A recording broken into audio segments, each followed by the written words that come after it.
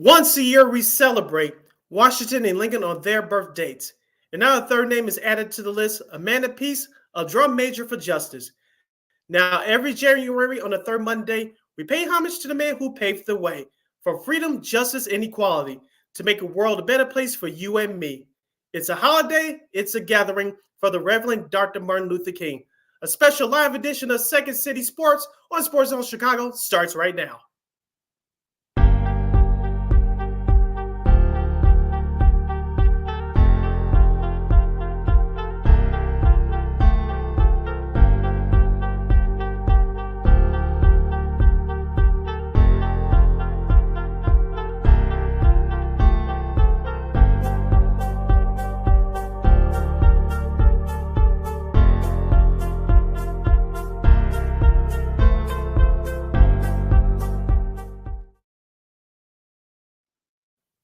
Welcome to the special live edition of Second City Sports. We're live in the living color right here on Sports Zone Chicago, along with Miss Lakina McGee, which is she. I am Sydney Brown. Hey, that's me. You can follow yours truly on the Twitter, X, and the IG at SidKid80. Once again, it's SidKid80. That's SIDKID80.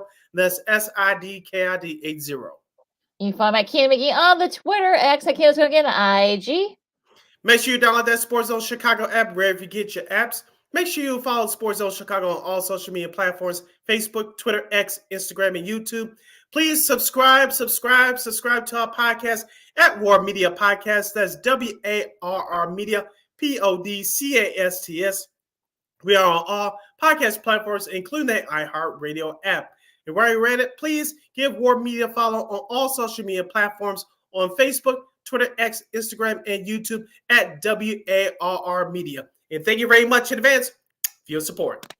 Like, share, subscribe, and tell your friends. We are unapologetically fun, and we have very definite opinions. If you have any definite opinions from the world of sports during our 2-hour extravaganza we call it Sports Talk Radio Show, you can always find us at Sports Zone Chicago's Facebook page or at Sports Zone Chicago on YouTube. Type in those questions and comments in the comments section. Lakina will get them up on the screen for you. But you decide to troll and or do something silly, dumb, or stupid, especially on this special holiday of getting Lakina full powers to give you guys the much-deserved boot. Toodles. But before we begin, we must remind you can catch Sports Zone Chicago, not now, but right now, live and in living color on Roku TV. That's right. So celebrate the squad and give the program. Sports Zone Chicago is now available on Roku TV. If you already have a Roku television, just tap on the sports folder and download that Sports Zone Chicago app. If you don't have a Roku television, but you have some handheld devices laying around, iPhone, iPad, iTouch, your Chromebook, or your PC, just head up to Google Play Store, download that Roku TV app, and access Sports Zone Chicago through that avenue. So no more excuses. Celebrate with the squad and get with the program. Sports Zone Chicago is now available on Roku TV. 24 hours a day, 7 days a week, 365 days a year. Live and on demand. Anytime, anywhere. And you know we will provide. And we will provide you with all the good stuff from over the weekend here on Second City Sports. Now, if you're watching for the first time, welcome. If you're off because of the holiday, of course, or it's too freaking cold and or snowy outside a lot of parts of the country, welcome. You're remotely while you're listening to us or watching us. Welcome. We're always happy. Make sure you hit that subscribe button. Of course, we're going to recap Super Wildcard Weekend. Of course, what the heck happened at the UC on Friday? The Bulls also had a bounce back win after that fiasco. Also, the rest of the NBA, college basketball, there were some upsets, including the Illini yesterday. A special edition of Old School TV Monday. Yeah, right. I know, right. But I'll tell you why Maryland deserved that win in a second. Also, too, a special edition of Old School TV Monday and so much more. But first. All right, Sid, it's Super Wildcard Weekend. Of course, that continues later today. We'll talk to you guys about that after the break. But let's recap the nightcap from last night. Lions and Rams, 24-23. The Lions get their first win since 1991, their first playoff win since 1991, among other things. We'll get to that in a second. But Jared Goff faced his former team, threw for 277 yards and a TD. David Montgomery had a rushing TD, so did Jahmyr Gibbs as well. On the flip side, Matt Stafford had 367, threw for 367 yards and 2 TDs. Kyron Williams left the game with a back injury. He only had 67 rushing yards. Puka Nacua in a good losing effort had capped off a great rookie season, 181 yards and a TD. But it was really it was actually a shootout for most of this game, which we all thought this was expected to be. But it was actually the Lions that were able to make the big plays, especially on defense. And that's what we talked about last Friday when we gave out our picks along with our girl Christine, the Queen Manica.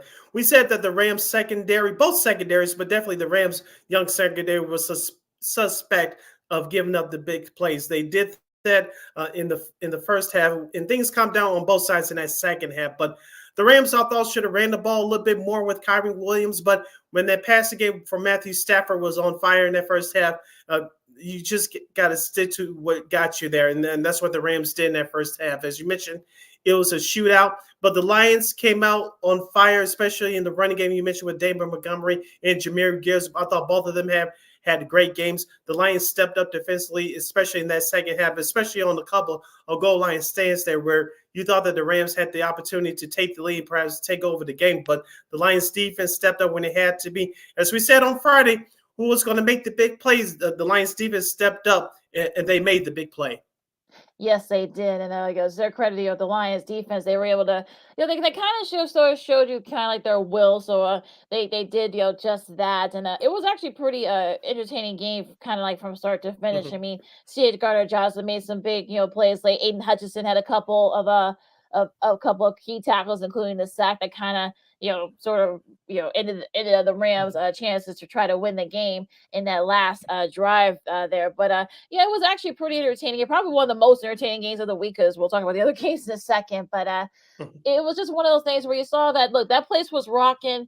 They waited. Our buddy Ryan Field, from ABC7 New York, we know he's a Detroit native. He was there, so everyone was kind of like, it was kind of a who's who. Eminem was there among others. It was just definitely a who's who over there in Detroit over the last night. And it was just they waited 33 years for this, and it's astonishing to me that this is actually not only their first playoff game that they've hosted, but also their first playoff win. And you saw all the emotion stuff. You saw Brad Holmes, who was working at Enterprise Rent-A-Car before he started, he became a PR guy with the Rams, ironically. A few years later, look at him now. He's, GM of the Lions. And just amazing stories all around. You think about also too Taylor Decker, who was there that year that the Lions went winless, and you saw his emotions after the game. The part of that first playoff win. It was just great emotions all around. Yes, and I forgot the gentleman's name. He was highlighted during the broadcast on NBC. He was there as, of course, a Detroit Lions fan at the last time that the Lions won any kind of championship before the Super Bowl era, and I believe it was in 1957.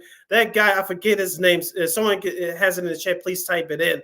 That he's been a season ticket holder for the Detroit Lions for 66 straight years. And so I want to commend that gentleman, because fans like him deserved it last night. Since we're on this time, Jordan Kickoff, even though we don't do shout outs, but since one of them is our friends of the show, we'll do it. A shout out to our good friend of the show, Dan Miller of Fox 2 in Detroit. Had a chance to watch their post-game show last night. Of course, he's the radio voice of the Detroit Lions. I don't know if you caught the final call last night, Lakina, but when Jared Goff had those 3 kneel downs to seal the game, he said, "Put those arms in the air, Jared. Put those victory arms up in the air." Yeah, I heard. He lost his voice, but you can tell, he's been doing Lions games for almost, I think next year will be 20 years officially for him. 20 years, yep. But, he's been around that organization for a long time, man.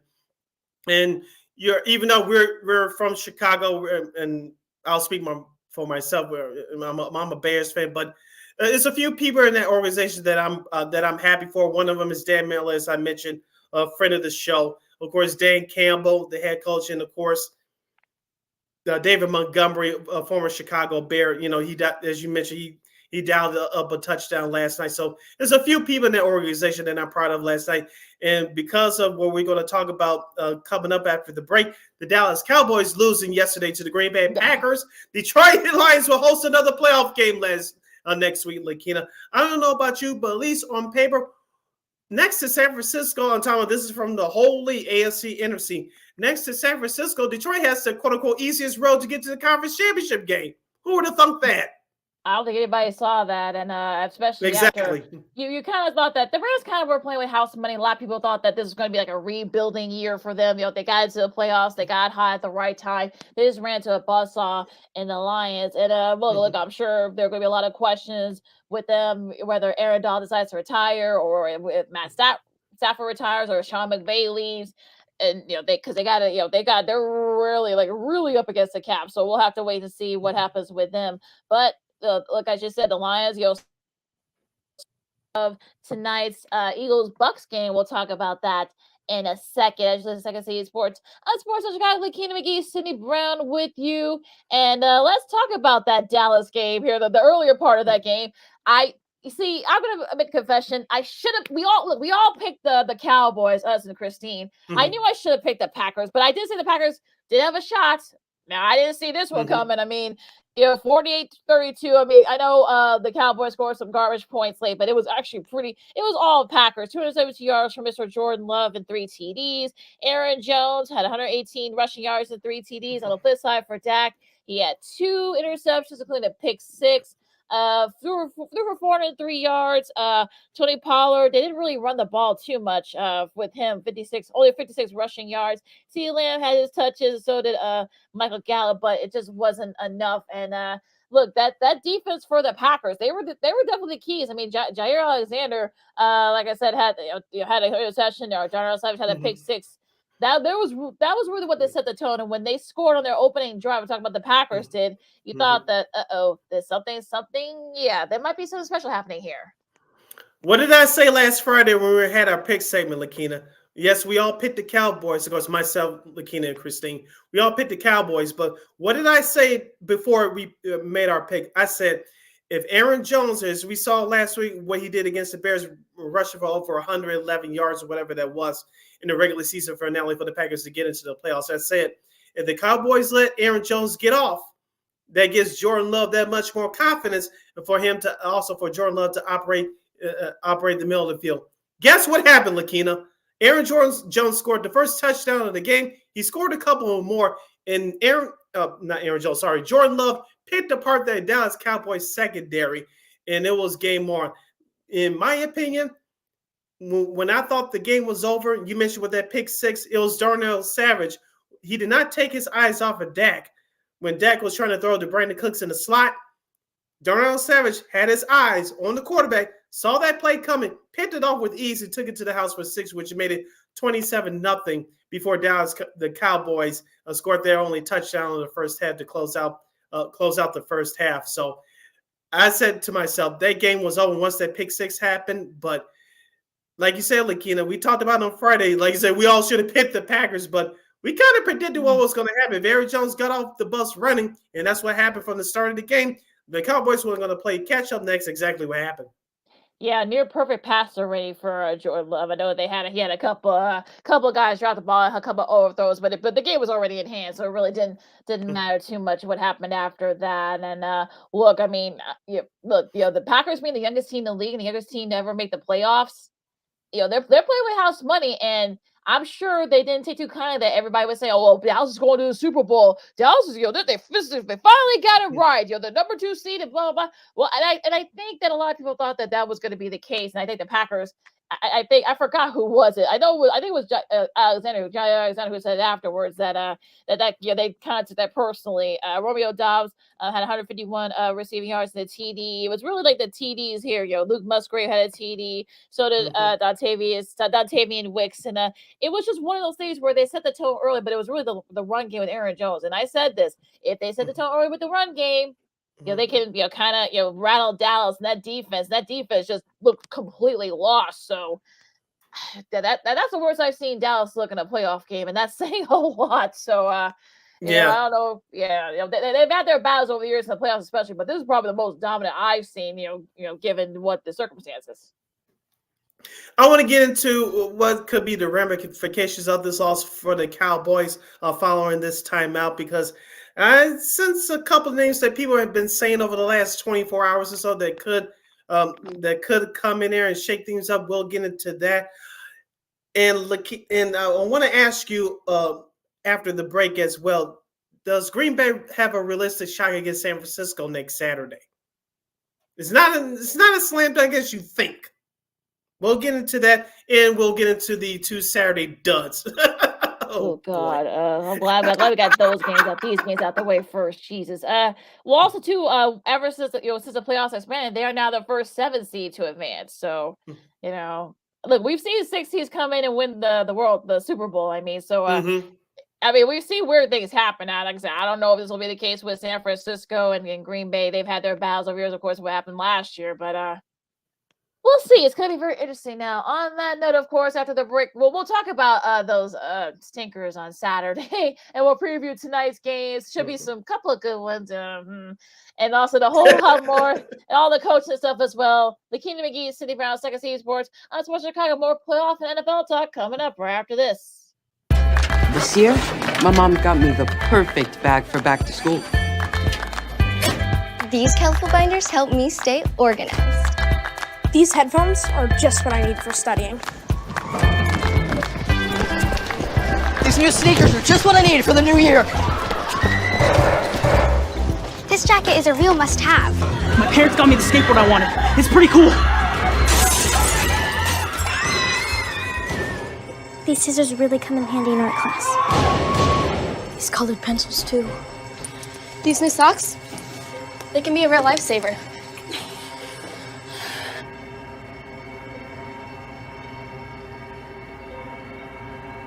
I finally got my own phone to stay in touch with my mom.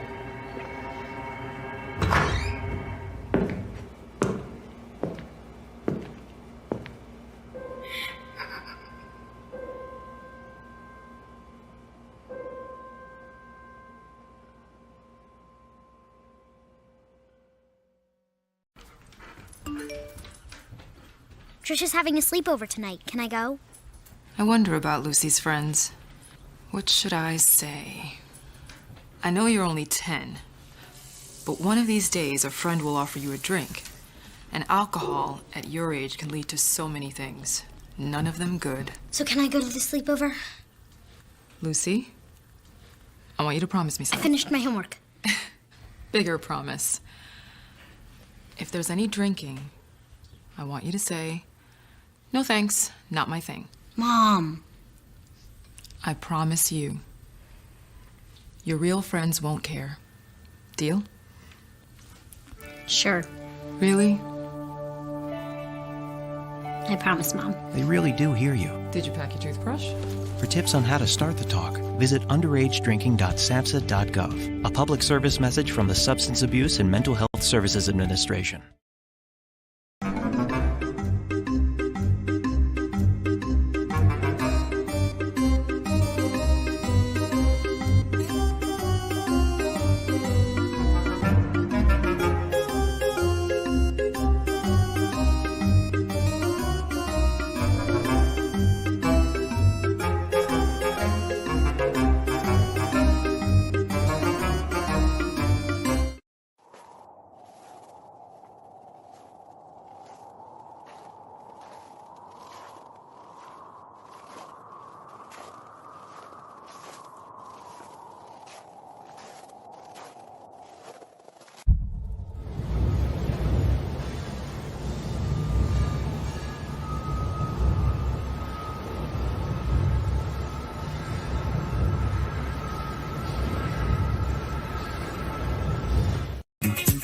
Hey, this is Dr. J, and I'm...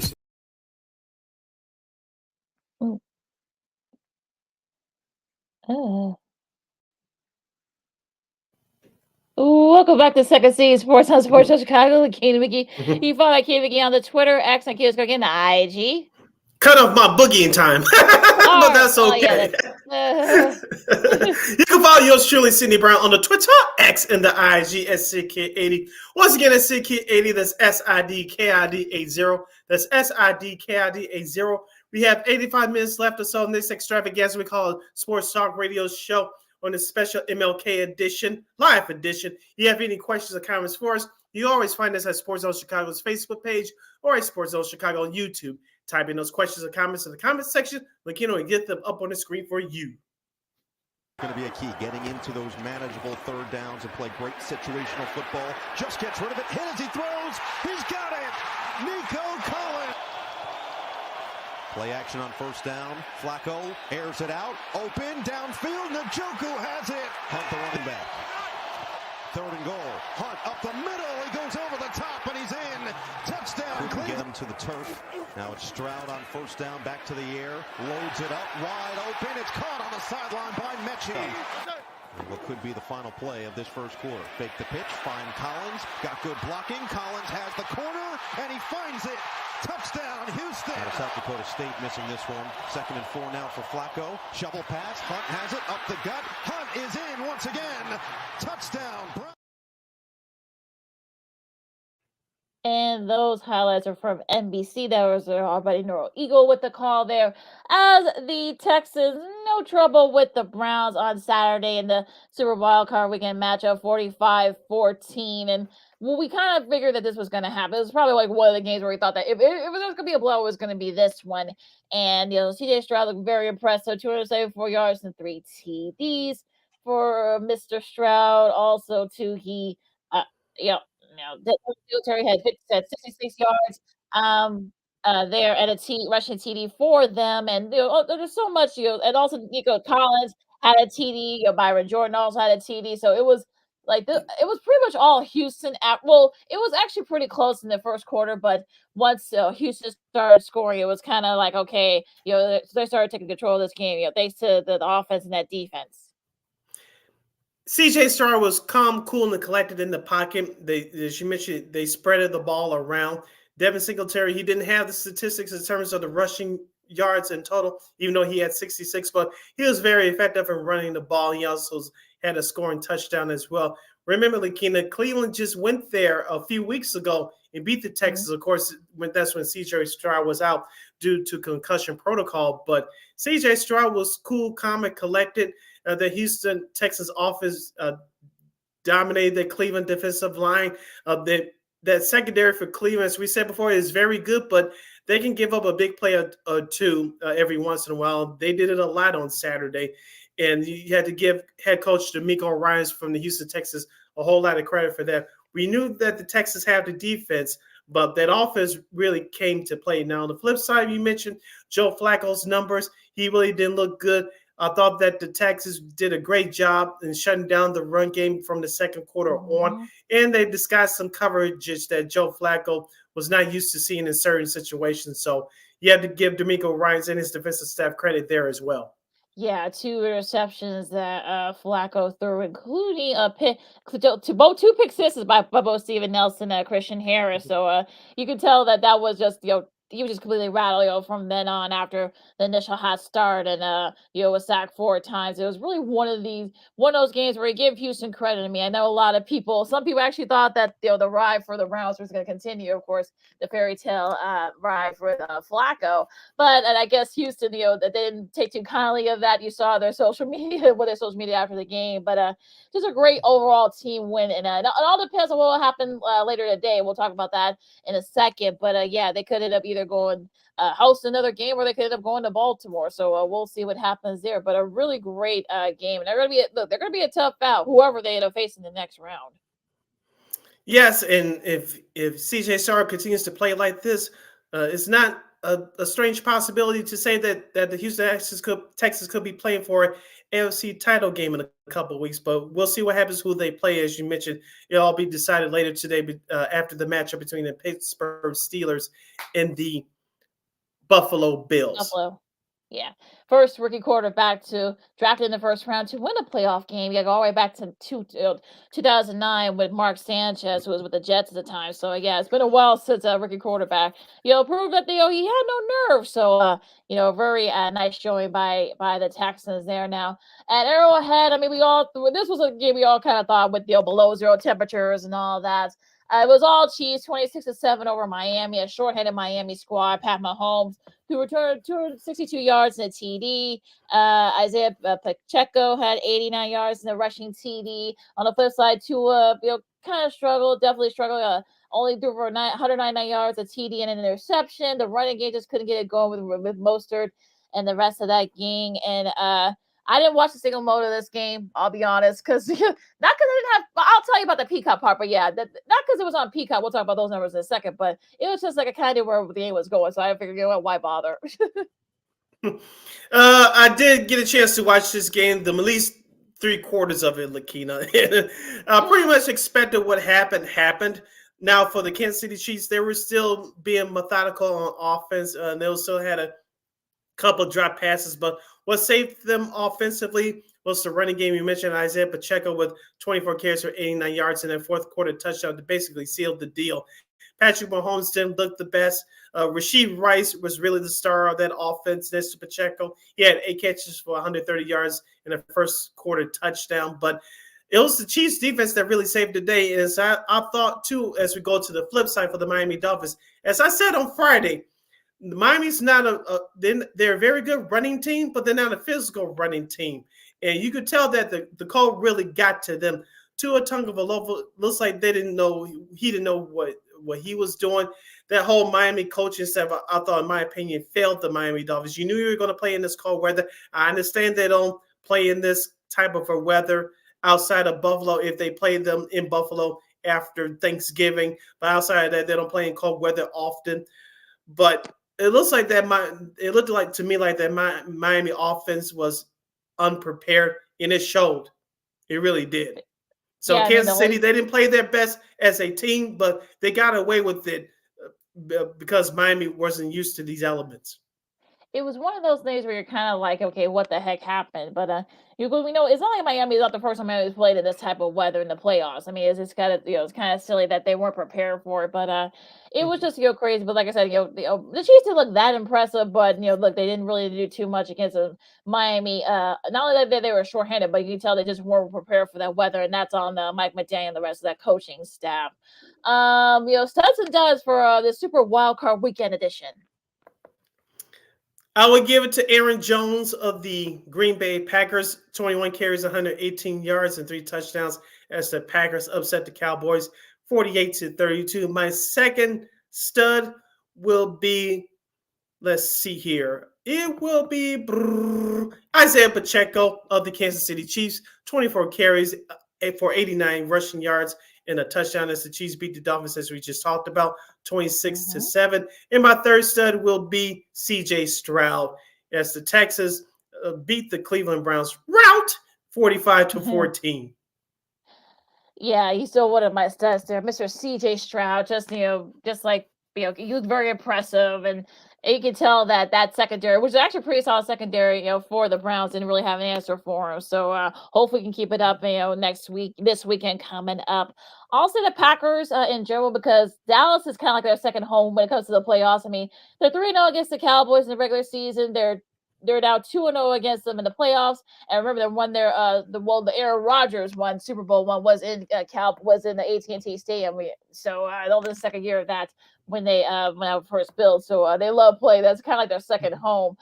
Jordan Love too, of course. Became the third Packer QB to win his first career playoff start, joining Lynn Dickey and Brett Favre. So not a bad list to join there. So the Packers team as a whole are as my one stud.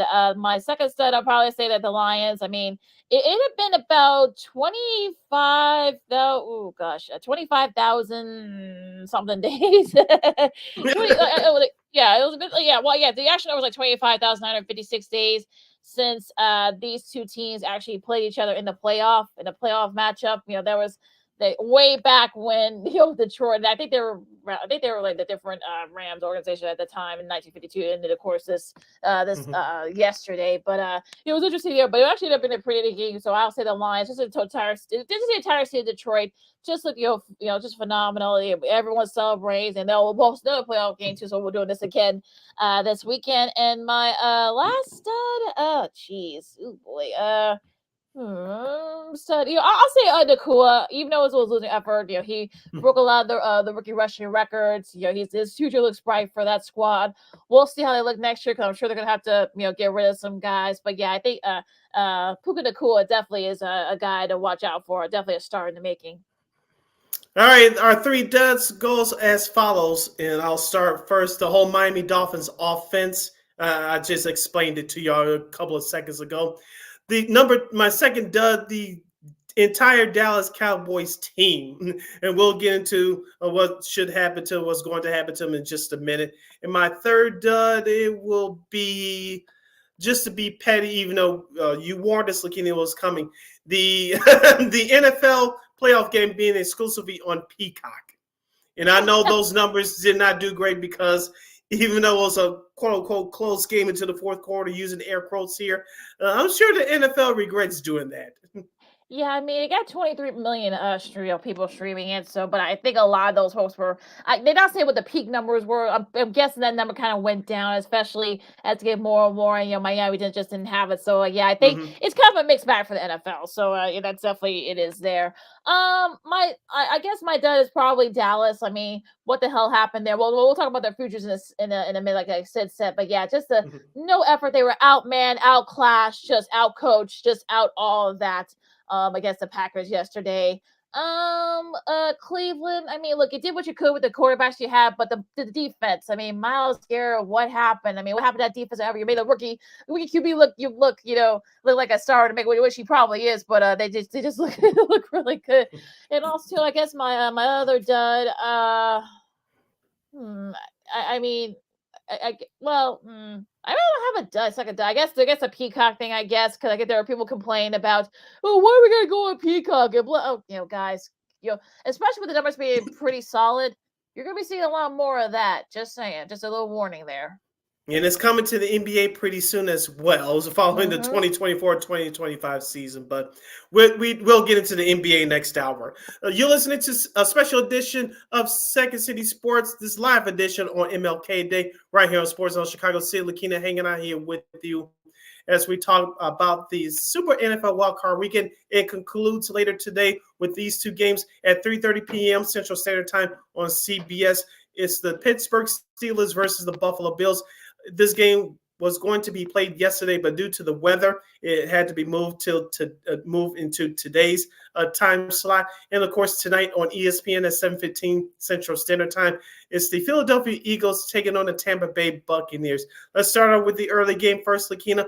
Buffalo is still favored by, I think it's under single digits if I can find it here, but as we mentioned, Buffalo's been one of the hottest teams in the league since Thanksgiving. They finished their regular season with an 11-6 record over Miami Dolphins, winning the AFC East. The Pittsburgh Steelers got into the playoffs on the last day of the season, thanks for them beating Baltimore on the road, and led by quarterback Mason Rudolph. What do you expect in this matchup for later today? Yeah, I mean, if you saw the conditions at Highmark Stadium, I mean, there was no way they were going to be able to play that game this morning. I know people were saying, "Oh, it's football weather, it's this and that." Okay, look, people died last year in a very similar type storm in Buffalo, and I think those folks know what they're. I think the governor, I think she knows what she's doing. I'm sure all the folks there, I think, knew what was going to happen. So, look, they're not saying it's going to be tropical, but it is going to be much better. So, we'll see the winds kind of play a factor. And I think if you're Buffalo, I think you want to try to set the tone early. Don't make any big mistakes, Josh Allen. I know it's still going to be a little bit windy. Let the running game, let James Cook kind of lead the way with you in the run game. And then kind of let that sort of set the tone for it. If you're Pittsburgh, you want to try and see if we can make Josh Allen make those error throws like he usually does every once in a while. And if you're the Buffalo defense, you want to try and kind of rattle Mason Rudolph, kind of make him kind of say, hey, this is the playoffs, dude. So, yeah, the nice last couple of weeks, but yeah, these are the playoffs. So, if you're the Bills, you want to set the tone early and see if you can kind of, see if you can get that win. As I said on Friday, I'll say it here again today. It's all about the running game for the Pittsburgh Steelers. Jalen Warren, Najee Harris, take that pressure off of Mason Rudolph, make Buffalo's defense, especially that front four, play on their heels. I think that's the only chance that they'll have to even pull off an upset. As you mentioned on the flip side for Buffalo, let James Cook, as the kids would say. Take that pressure off of Josh Allen. As the running game goes for Buffalo, so does the whole Buffalo Bills offense, as you mentioned, Lakina, and which we mentioned over the last few weeks. after the firing of the old OC, Ken Dorsey. That Buffalo offense has taken off. Josh Allen has played much better, even though he is still prone to putting it up like Dak Prescott a couple of times. He's played much better. So Buffalo, as you said, set that tone early. Let Pittsburgh know that it's going to be a long day for you. They got the home crowd behind them. And I still believe that Buffalo is a much better team. They're going to come out on top. Buffalo is currently favored by 10. Oh, wow. So, yeah, I think the Vegas may know something that we don't there. Now, on the nightcap, I always feel like this should have been like the schedule anyway. Have 2 games on Saturday, Sunday, and now Monday with a long weekend. The Eagles and the Bucks. It looks like the Eagles were kind of in free fall. Now, the Bucks, if you want to try to take advantage of that, there's actually going to be their 6th meeting in the playoffs. Going all the way back to 1979 for the first one in the divisional round there. Of course, a couple of years ago,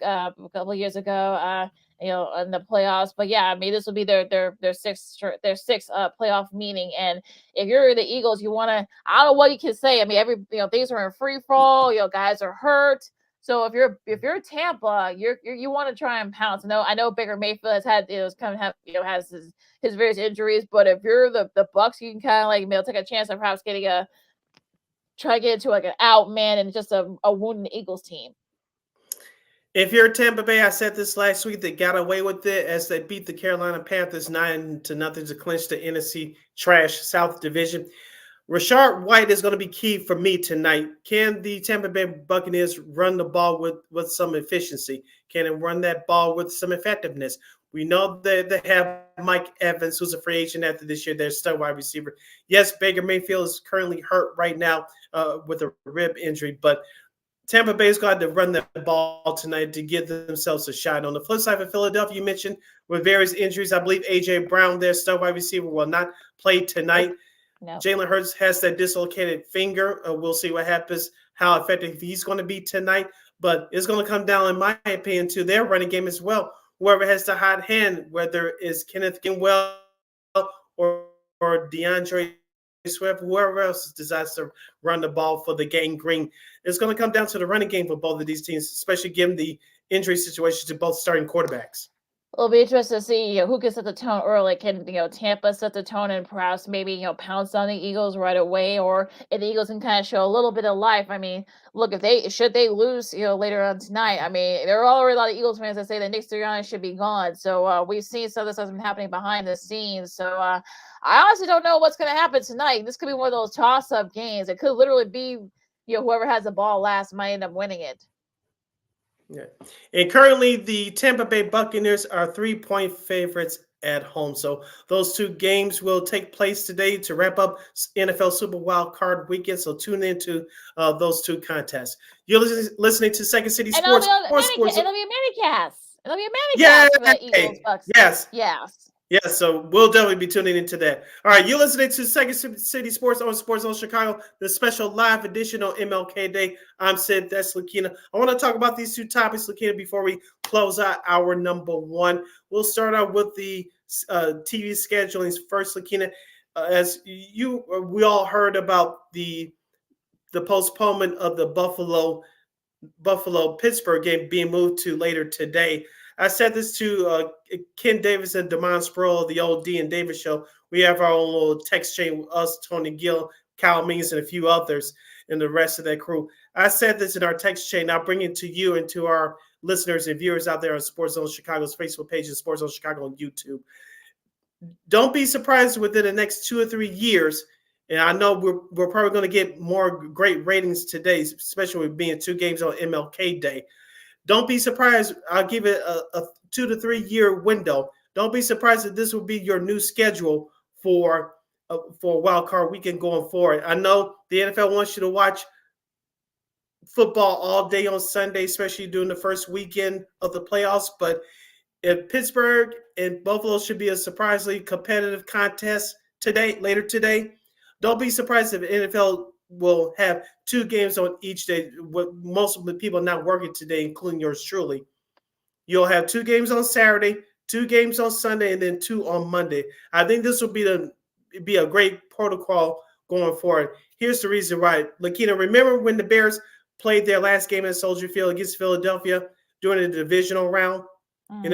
It was the late game. Remember the other game that was supposed to be on CBS 2 hours before? It was the New England Oakland Raiders game, but Yeah. because of weather, they moved it to the prime time slot, Yep. which got great ratings, and it was a great game to watch.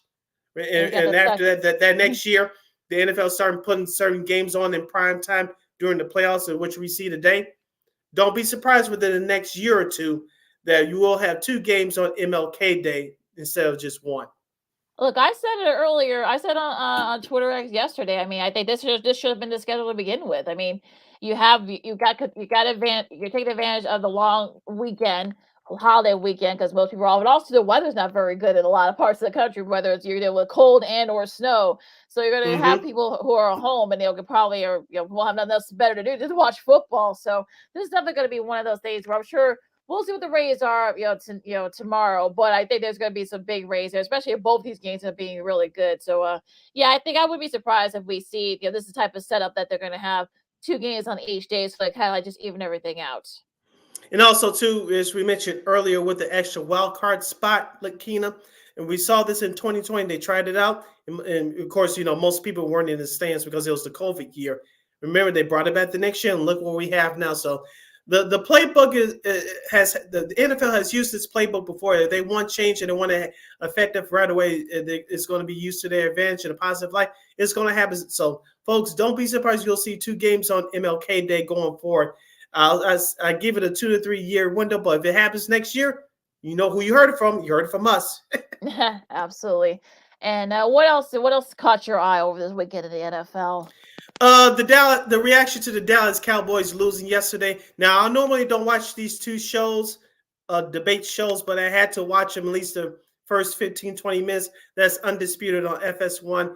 And, of course, First Take, or as I call it, First Fake on ESPN. Yeah. Also with Skip Bayless and Michael Irvin, Keyshawn and them first. Of course, Skip Bayless covered the Dallas Cowboys back in the day. Of course, he's a Dallas Cowboys fan. And he showed a clip from his Twitter account last night. Him throwing his Dallas Cowboys T-shirts away after they lost. He came out on his show as expected, heated and hot and provocative as usual. And of course, Michael Irvin, who's part of that rotating panel as well, he came out and he wasn't as fiery as he normally is, but you could tell he was disappointed. And of course, Keyshawn Johnson, who they brought on later in the show, he was kind of laughing. I was like, "Yeah, I told you, Skip, blah, blah, blah, blah, blah." I thought it was very interesting. But of course, I flipped over the First Fake at 9 o'clock. Stephen A. Smith, obviously for entertainment purposes, I told you them Cowboys were going to lose. How about them damn Cowboys? And of course, Shannon Sharp, who I like personally, I think he does a great job on his other podcast separately, Club Shay Shay.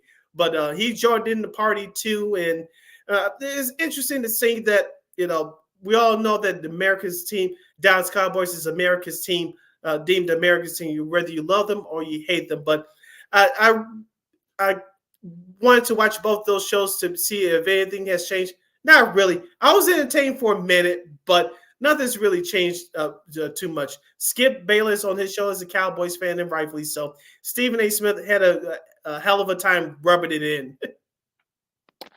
Well, yeah, I mean, like I saw a little bit of that, and you can kind of tell. I'm sure deep down inside, he was proud. I think he had all his tears out yesterday. But yeah, I mean, look, it'll be interesting to see with the Cowboys what they do. There are already names that Belichick, Bill Belichick. I mean, he's out there now. There are already people say that he could end up going to Dallas, but again, we'll see if anything comes from that. And yeah, I mean, look, the Cowboys system, one of those days where I doubt Dak is going to be back. I mean, especially after what happened yesterday, and among some of the other guys that might be gone as well. So yeah, there could be. I don't know if you're Bill Belichick, do you really want to try and have a challenge like this? I mean, I'm not going to say they're going to rebuild. Jerry Jones will never do that, but they're not going to be. Some of those guys that are there this year will not be there next year. So I'm wondering, what if you are Bill Belichick, would you want to take something like that on? Yeah, it'll almost be like the Bill Parcells situation from almost 20 years ago. Remember, he got that program back on track. Of course, it was the end of the line for Emmitt Smith, Troy Aikman, and Michael Irvin. Both those guys retired a couple years before Bill Parcells got there. But it's almost going to be like a Bill Parcells situation if Bill Belichick decides to go there. Where you really want to work for an owner who's hands-on, quote-unquote, an attention whore, excuse my French, but you really want to work with a guy who's really a control freak. And he's going to interfere in your business. I don't know if that's an ideal situation with Belichick, especially at his age. I don't know if he's ready to deal with that. And here's another situation from the Cowboys, too. This was the last year of their guaranteed money for Dak Prescott. So is he going to come back after next year? We'll see. You got to pay CeeDee Lamb, who they forgot in the game plan yesterday. It wasn't by great defense. The Cowboys was just lazy and not trying to give him the ball. But you got to pay CeeDee Lamb.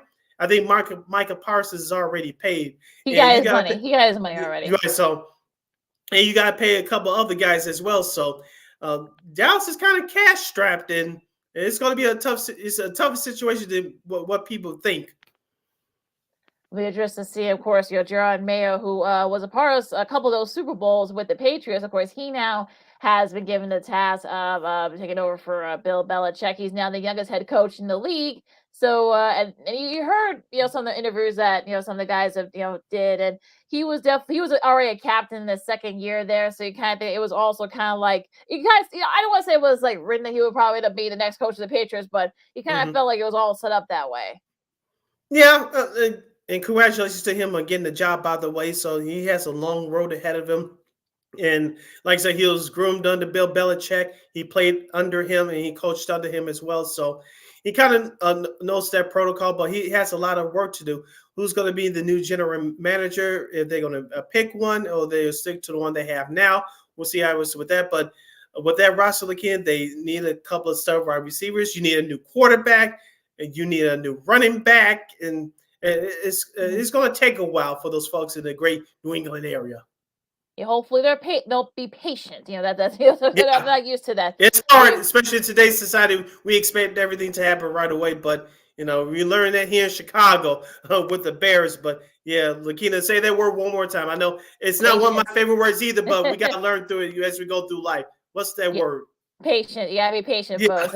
All the Patriots fans, you gotta be patient. It's gonna be a little bit before they're contending for the AFC East again. So we'll see what happens with that. We'll keep you guys with any other coaching, stuff that's gonna be going on. Now, of course, the carousel will continue throughout the week, I'm sure, before these divisional round games. Now, our number one in the books, our number two straight ahead. This is NCAAB Sports on Chicago. Of course, what the heck happened? What the heck happened to UC Friday? I mean, you get all the weirdness that happened, during the Ring of Honor. Of course, also the game itself that would end up being weird. Of course, the Bulls did bounce back after that tough loss in the rest of the NBA. Of course, we'll also have some college hoops as well, some upsets there, including Illinois losing to Maryland yesterday, Old School TV Monday, and a whole lot more. Lakina McGee, City Brown, Second City Sports on Sports on Chicago. Basketball talk coming up right after this. No, I don't know though. I'm scared. I mean, you're so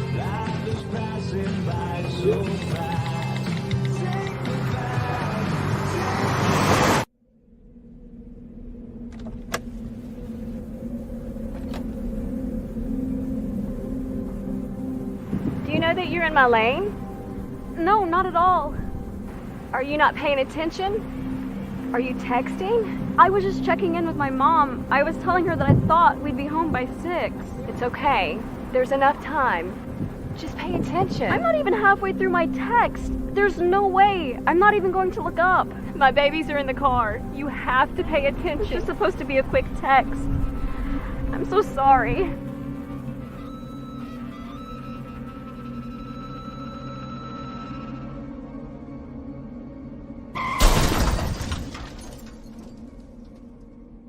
Hi, I'm Tom Brady, the director of DODEA. September is National Suicide Prevention and Awareness Month.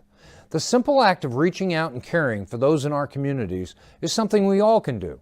Just being there for someone you care about can be a tremendous first step in getting them access to confidential resources and support that they need. It only takes one person and one small act and 1 minute to make a difference. Let's make a difference.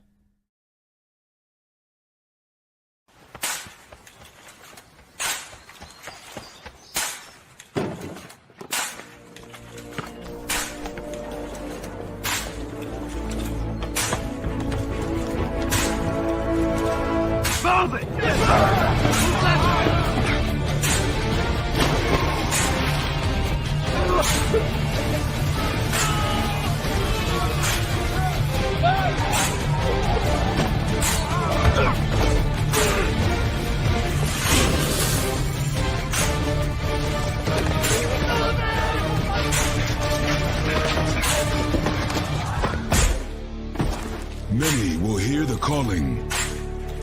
few will earn the title. United States Marine. The few, the proud, the Marines.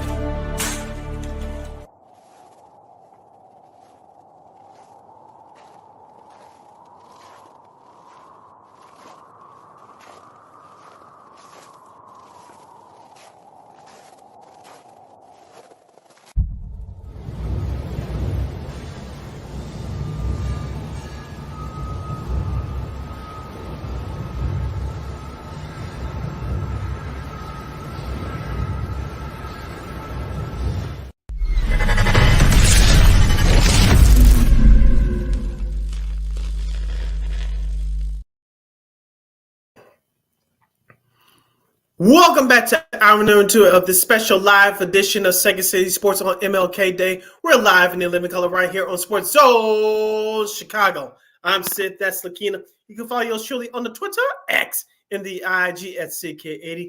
Once again, at SidKid80, that's SIDKID80. That's SIDKID80.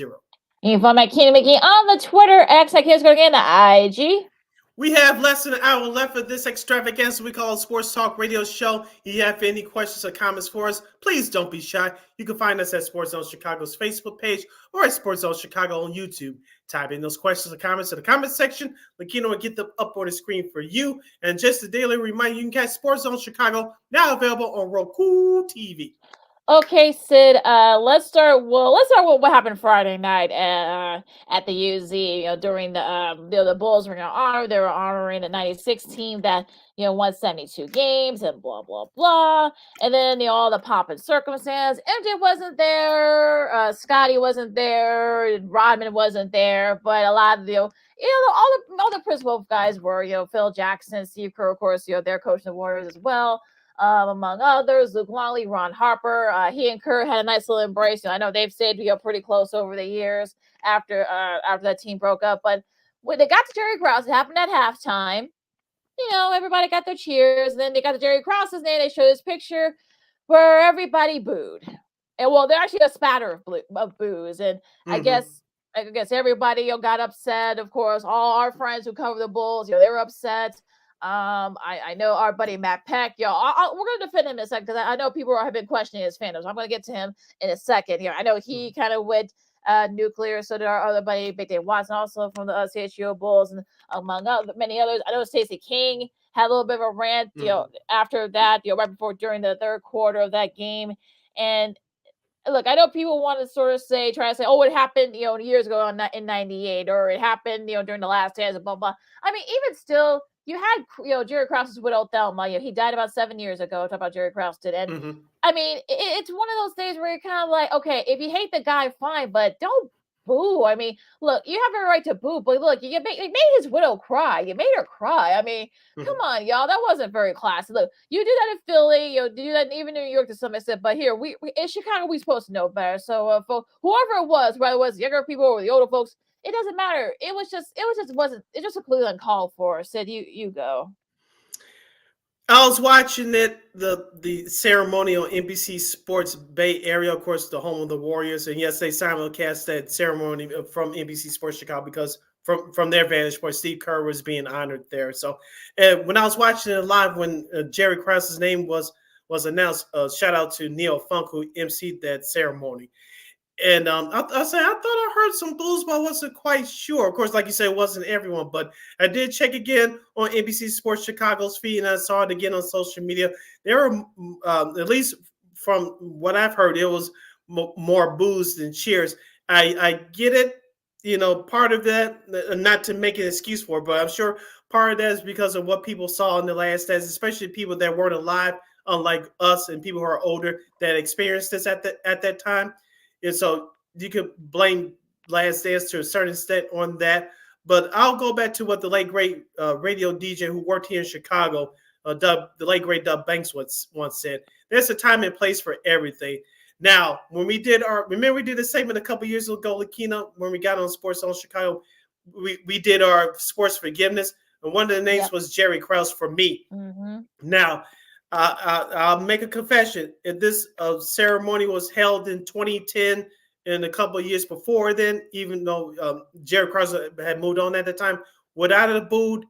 Yes, because I was still angry at that time. But as time moves on, the more things that have come out, especially in today's information, social media age, you figure like, some things made sense, some things didn't make sense, or some things didn't get out at that time. But remember the times we were in at that time, the internet was just taking out. There was no social media, no cell phones, and things of that nature. So information was still at a premium at that time. But I figure like now, do I still agree with some of the things that Jerry Krause did back then? No. But most of the Bulls, in my opinion, came from his personality. Because remember, he didn't do too many interviews back then, okay? He did some, but not too many. And number two, he was very secretive. And that's where Short Ray Steph, a good friend of this show, we talked about it when she joined us a couple of years ago when we discussed The Last Dance. But I know he wasn't a friendly guy. I know everybody on the team, not everybody, but a lot of people on the team picked him, in particular Michael and Scotty. And we saw that shown a lot in The Last Dance. But here's the thing. Did Jerry Krause do his job? Yes. Was he a big part of that success? Yes. I know Michael Jordan, Scottie Pippen, Phil Jackson will get the bigger credit, and rightfully so. But Jerry Krause was right there as a general manager for all that as well. I know he didn't pick Michael Jordan. I know that bothered him for a long time, the criticism that people gave him. That, you picked everybody except for Michael Jordan. Yes, that's a fact, but it still shouldn't take away from what he did as a general manager for Chicago Bulls. I know they got a separate banner for him hanging up at the United Center. Like you said, he died about 7 years ago. He finally got put in the Basketball Hall of Fame. But I think really comes down to, Lakina, that many people cannot separate their emotions from facts. And when you get emotional, you don't think rationally, you don't think clearly. So is more people, do people have a right to boo? Like you said, yes, but there's a time and place for everything, and you got to separate your emotions from facts. And some people, unfortunately, cannot do that.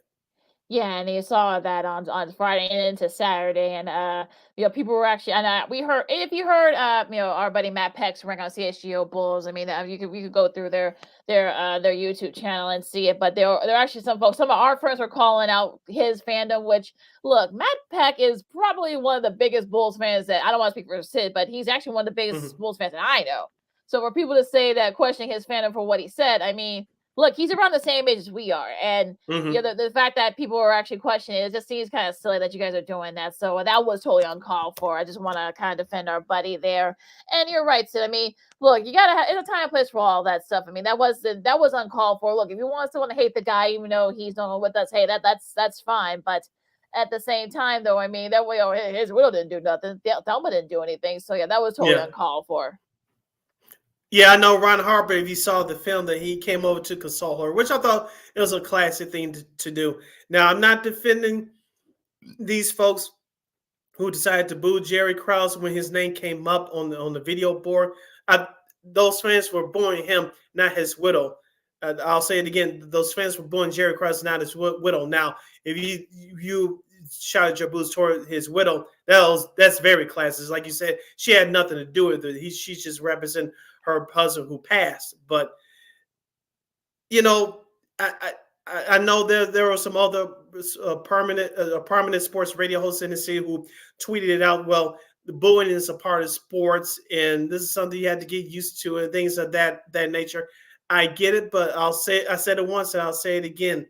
There's a time and place for everything. And if you really feel that way about something or somebody, like my late mother said, if you don't have anything nice to say, don't say anything at all. If you're going to be irrational and emotional without thinking clear, just don't say anything at all. All right, so let's talk about stuff on the court. Of course, that Warriors game actually ended up being a pretty entertaining game. The Bulls were up big, unfortunately, but it was a bad third quarter by the Bulls. Of course, the Warriors scored 48 points. They kept it close. They were able to actually come back from that. The Bulls did, but just some big shots by Steph, Clay, and of course Jonathan Kuminga, who was 4 for 4 from three. That kind of did the Bulls in 140 to 131 on Friday for the Bulls, and it just kind of fell into bad habits, like I said, for the Bulls. I mean, actually, missing the 3-pointers, even though they were hitting their shots early on, but in a losing effort there. DeMar had a season high 39. Vooch had actually Vooch struggled for the field. He only had 14 points, but Kobe White had 25, and Zach also had 26, and it was actually a good game. It was actually a pretty entertaining game. But like I said, the Bulls kind of fell into bad habits that kind of did them in. Yeah. And that's what happened, especially in that second half when the Bulls struggled shooting the ball, especially from three. The Warriors made all the hustle plays. They made all their shots, unlike in the first half. And they made some key defensive stops as well. So that's the difference between good teams and teams that are trying to establish themselves. We all know that the Warriors about their struggles so far this year, but down the stretch, they did what they had to do. They took advantage of the Bulls' mistakes, and that's why they ended up winning that ball game. Now, on the flip side for the Bulls, they did come back and beat the Spurs 122-116. Vooch had his best game of the season so far, 24 points and 15 boards. No Wemby for the Spurs because Spurs this is like they're back to back as well. But with the Bulls, it's kind of almost similar that they almost had a bad third quarter, but they were able to overcome it. So luckily for them, they were playing the Spurs, so they were able to overcome that. Yeah, Javon Carter, as we talked about, Lakina, he's had a struggling start to the season. He actually had 14 points coming off the bench on Saturday, including 4 of 9 from downtown. Yeah, 4 of 9 for downtown, which his hot shooting, especially in that second half, was very key. Ayo Dosunmu, who's continuing to make his impact on his team, whether he's a spot starter or the main guys coming off the bench. He had a great game on last Saturday with 21 points, including 3 of 3 shooting from downtown, 8 of 9 overall. He's really continuing to impress head coach Billy Donovan. Billy Donovan is interested in him more minutes, and you see with more minutes, Ayo Dosunmu started to make more of an impact.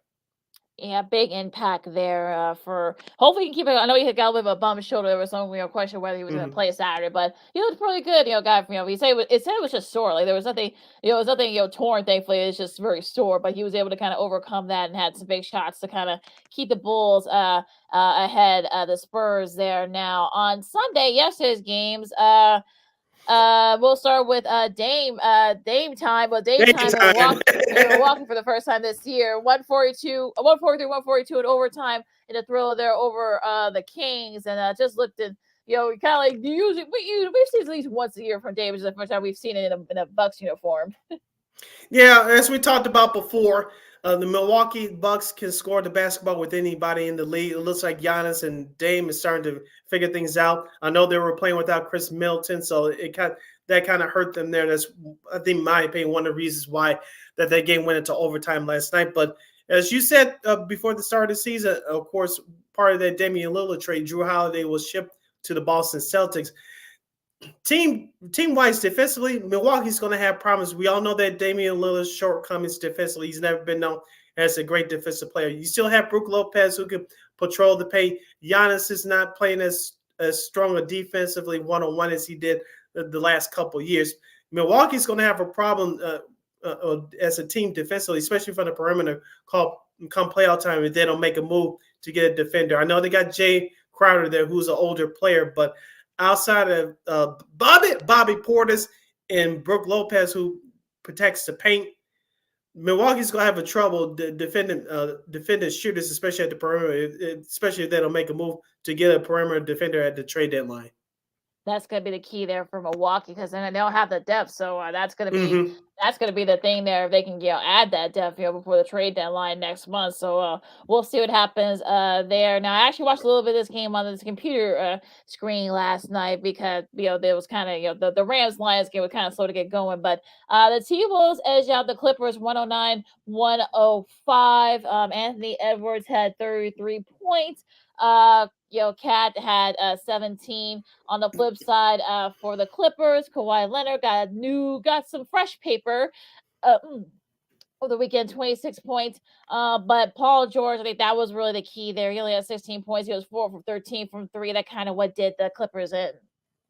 Yeah, as we talked about before, the Clippers team has to stay healthy, in particular their 3 nuclear guys, James Harden, Paul George, and Kawhi Leonard. You mentioned Paul George struggling there last night with his shooting. That was one of the major factors. On the flip side, for Minnesota, they had some playmakers. You mentioned Karl-Anthony Towns. Remember, he had some injury issues last year, too. He missed almost half the year. Anthony Edwards, I said it once, I'll say it 1,000 more times. He's the top 2, top 3 MVP candidate. Minnesota's still hanging on to that top spot in the West over Oklahoma City. And Anthony Edwards, the more he continues to shine, the more votes he should get for MVP. And he had another MVP type of performance last night. Yeah, really great performance by Anthony. It was also hard and struggle from the field as well. So I think that's the fact that those, Kawhi did his thing, but but Harden and PG, they were struggling from the outside and from the field. So I think that kind of what did the Clippers. And now the Suns, don't look now. The Suns are kind of itching closer. They beat the Blazers 121-116. Miami, no trouble with Charlotte. Denver pulled away from Indiana. On Saturday's games, you got Utah beating the Lakers. Utah, they're trying to kind of get together a little bit. They're still like near the bottom of in the West, but they're starting to kind of get things going a little bit there. New Orleans beat Dallas. OKC over Orlando. Milwaukee, with the game prior to that, no trouble with the Warriors. The Knicks beat Memphis. Of course, no John Morant for the rest of the season, so it's going to be a struggle for Memphis from here on out.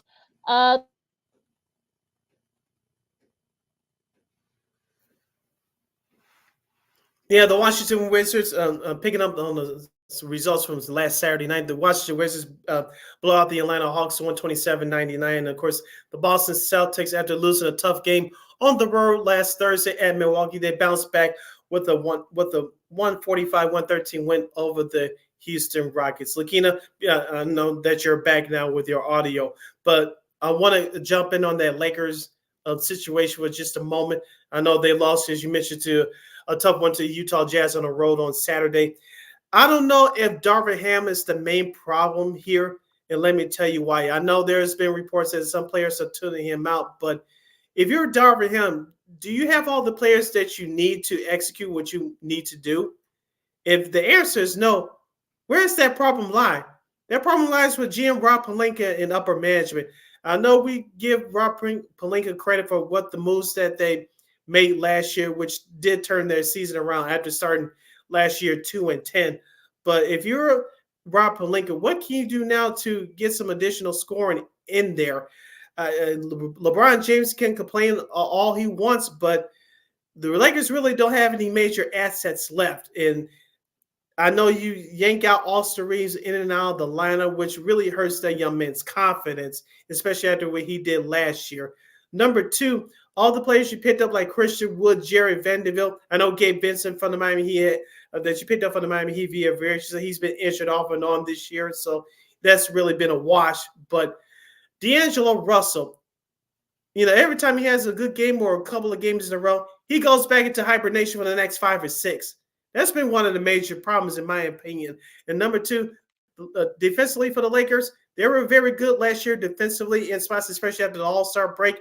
But this year, their team defense has been terrible.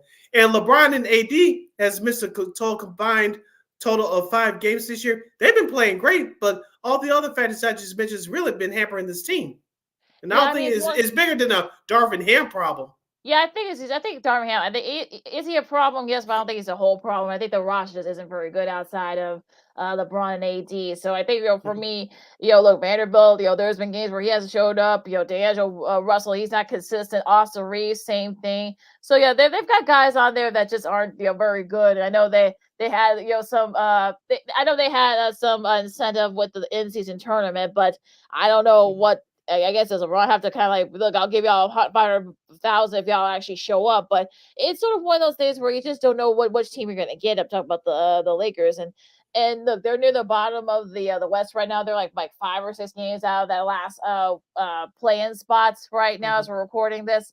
I don't know what can be done. I mean, I know Zach LaVine's name's been thrown around there, but I'm sure the Bulls are going to want Austin Reeves. They're not willing to part with them, so that's going to be a problem there. I'm sure there are other teams that are probably have that they've been making calls, but the Lakers really don't have too much of anything to give to folks. So now when it comes to draft picks, so it's one of those things where you're kind of stuck where if you're the Lakers right now, if you think about it.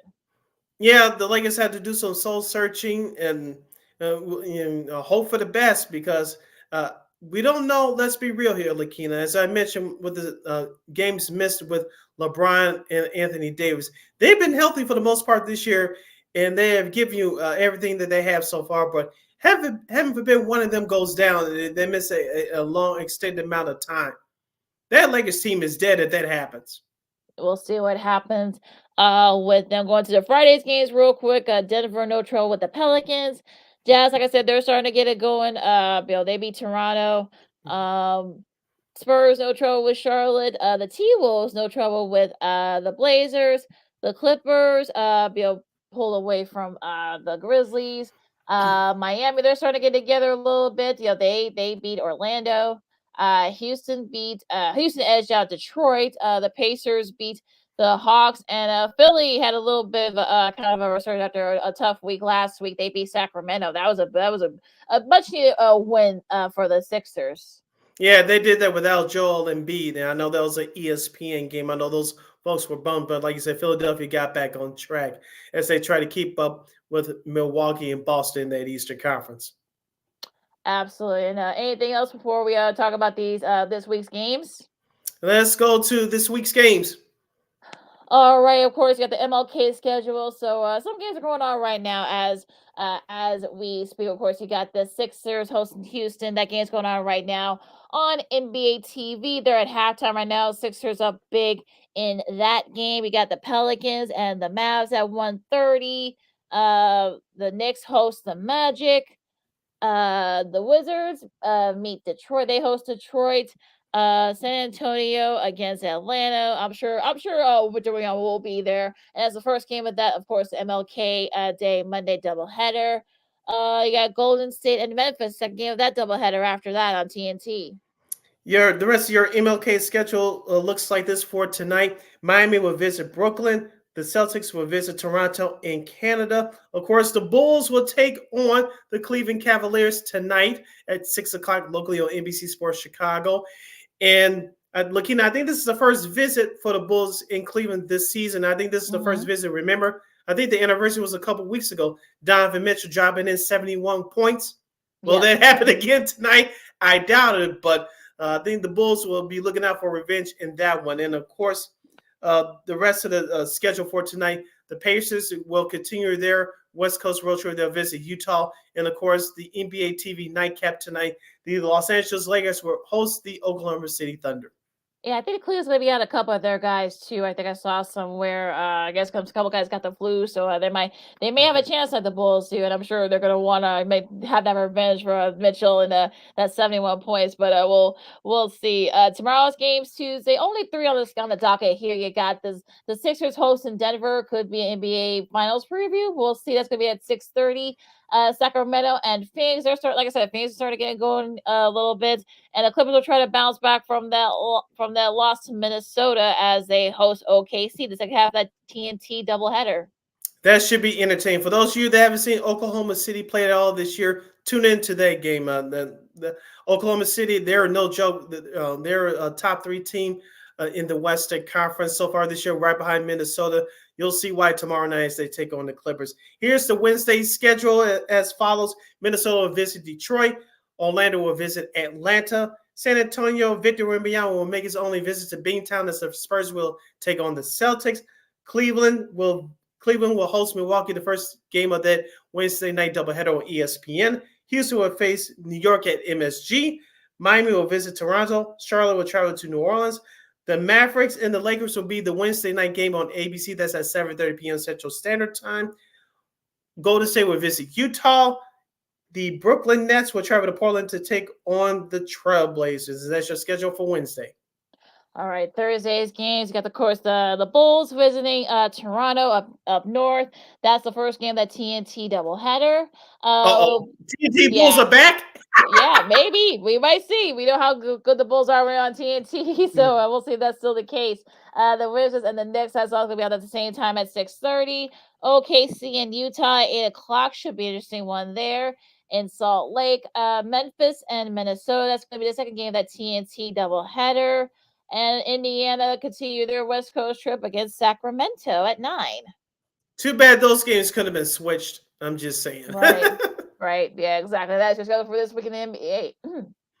All right, you're listening to Second City Sports on Sports Zone Chicago on this special live MLK edition. I'm Sid, that's Lakina. We got some more sports to talk about. We'll get into Old School TV Monday. And Connor Bedard is back on the ice for the Blackhawks. We'll get into that and a whole lot more. As you're listening to the special edition of Second City Sports on Sports Zone Chicago, I'm Sid, that's Lakina. Don't move a muscle. No, I don't know. This year, my mom got me the perfect bag for back to school. These colorful binders help me stay organized. These headphones are just what I need for studying.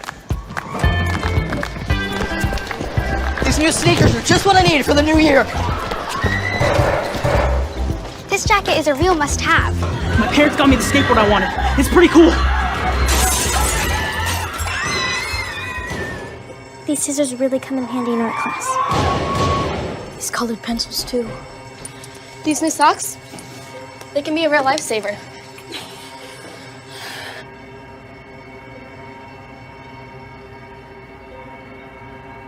I finally got my own phone to stay in touch with my mom.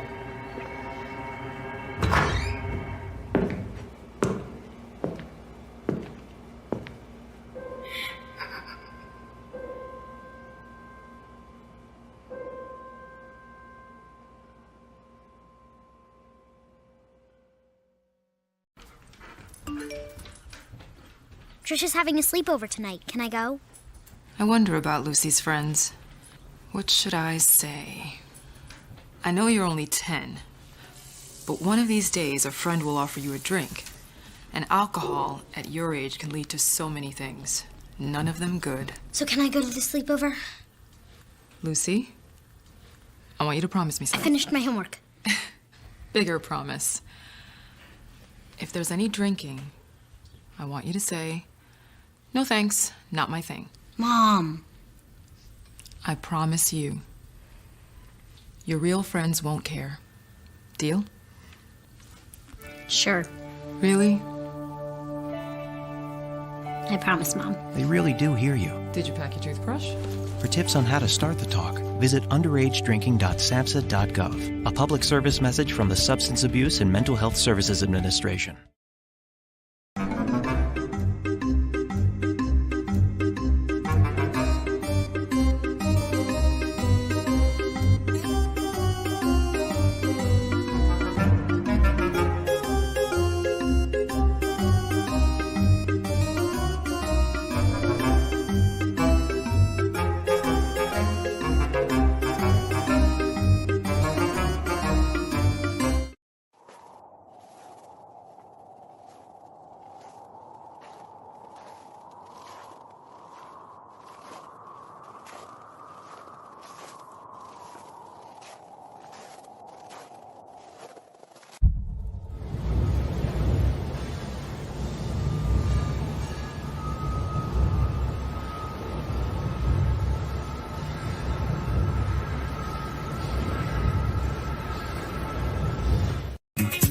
Hey, this is Dr. J, and I listen to Sean and Maya in the morning.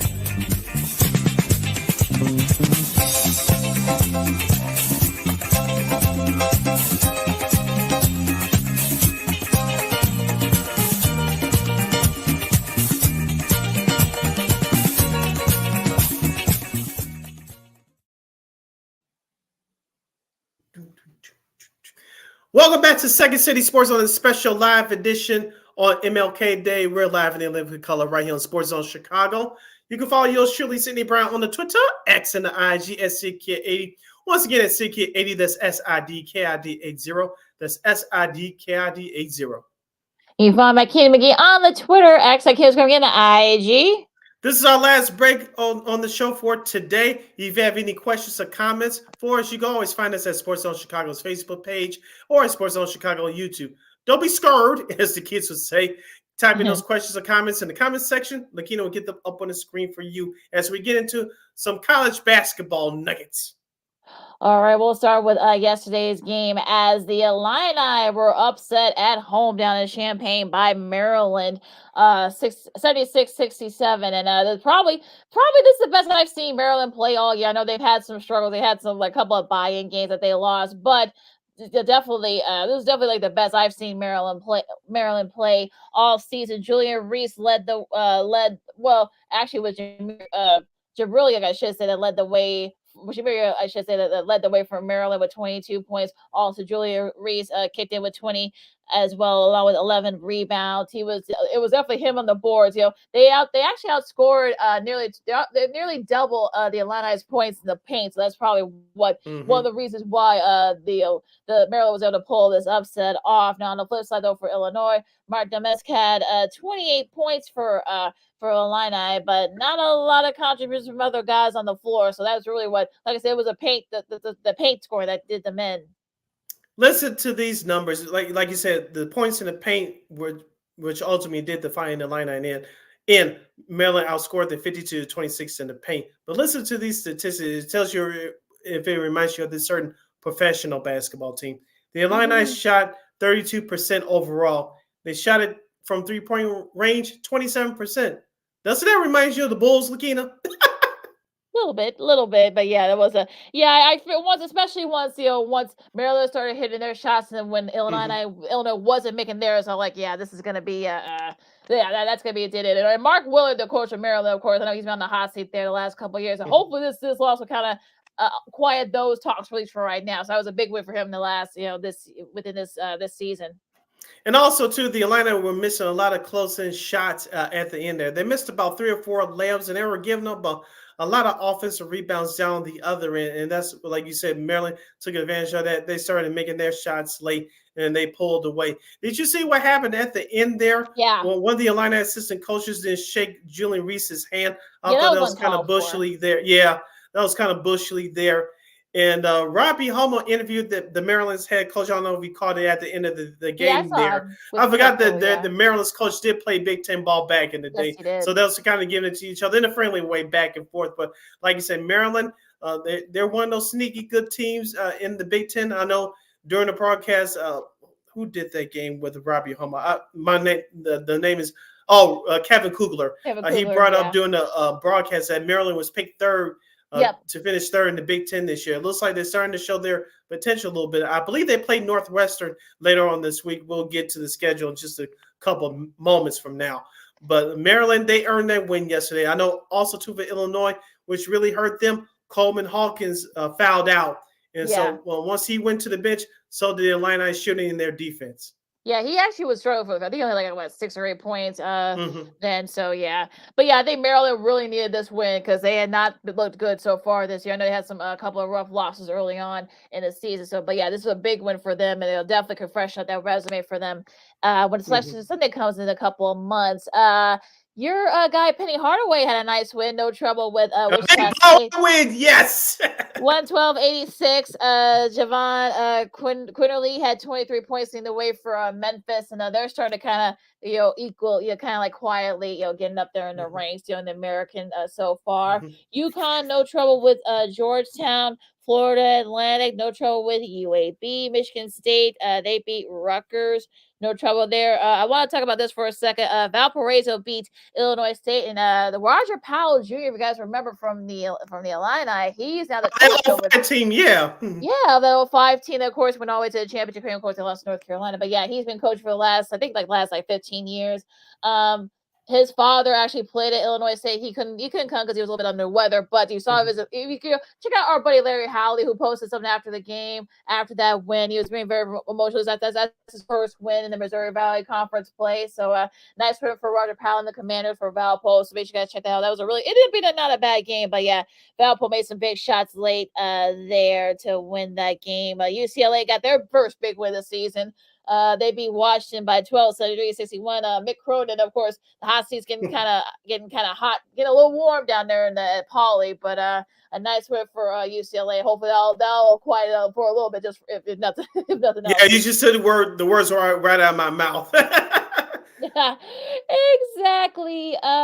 Okay. Going into Saturday's games, if a couple of upsets here. TCU, their second straight upset after beating Oklahoma. They beat Houston. A little bit. Welcome to the Big Ten. There, they edged them out 67.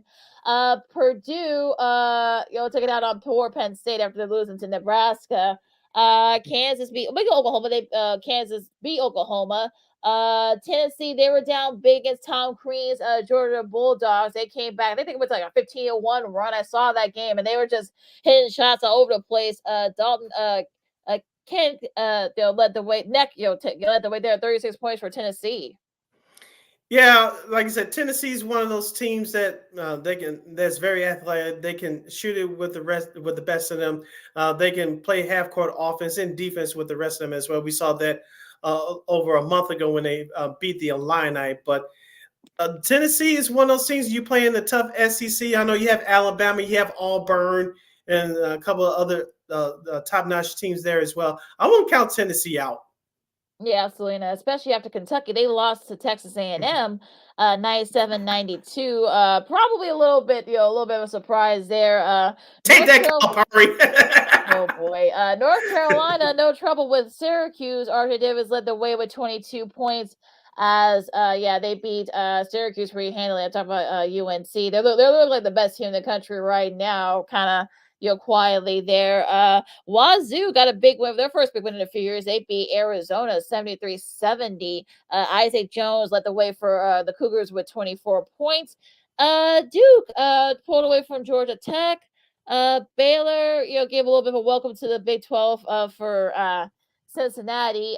Wisconsin beat Northwestern 71-63. That was a tough loss there for the Cats. I want to talk about that game for just a moment. I did get a chance to watch the majority of that game. Welcome to the Call Center, kids. That's all I'm going to say about that. Yeah, like I said, Northwestern they were struggling throughout most of that first half, but as we said before, Chris Collins, that team's identity is defense, even though they do have a couple playmakers on offense, especially with Boo Buie. But I noticed something like even though Wisconsin was pulling away, Northwestern came back defensively, and they got it down to almost a tie. But outside of Boo Buie, I don't know if you've watched the last few moments of that game.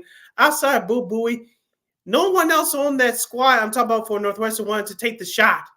And if you're trying to be that team that gets it back to the tournament and take it to the next level, you got to have other guys step up. And call me crazy, I'm just an outsider looking in. No one else on that Northwestern star, but outside of Bowie, wanted the basketball.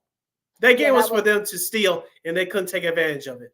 Yeah, they had their shots to try to perhaps maybe steal and win. That's not the Coastal is not an easy place to play, but yeah, you can kind of tell that they were running scared. It's such a blue buoy. They were running scared. So yeah, that's if you're trying to get back to the tournament, that's not good. Especially but you got that Chicago State loss. That's a big big red stain in your resume. So you're gonna have to get a couple of these matchups if they want to get a shot at going back into the tournament.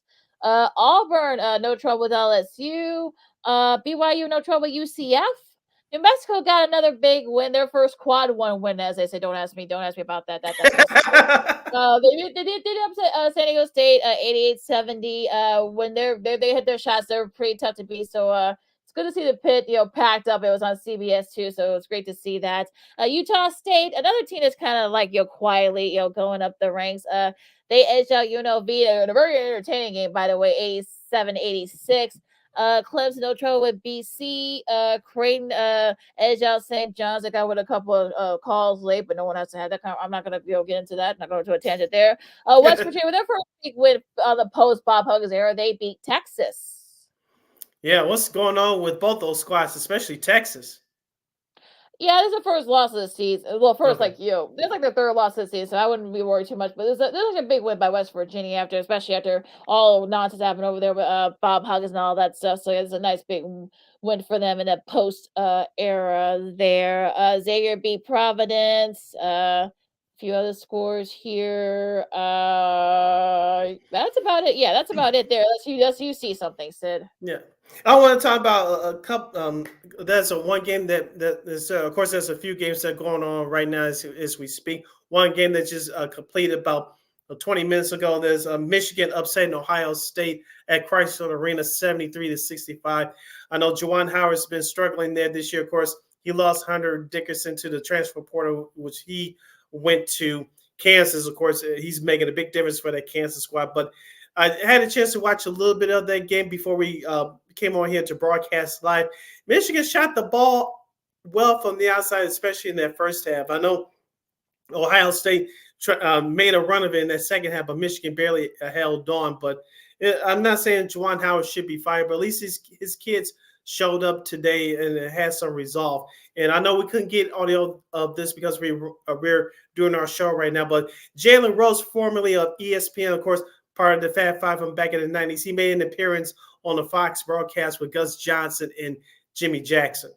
Yeah, it was nice to kind of a little reunion there. Of course, they had their bows. He and Jimmy had their bows there, of course, back in the day. So yeah, that was a really pretty. The Ohio State bleed buys. I'll leave it at that.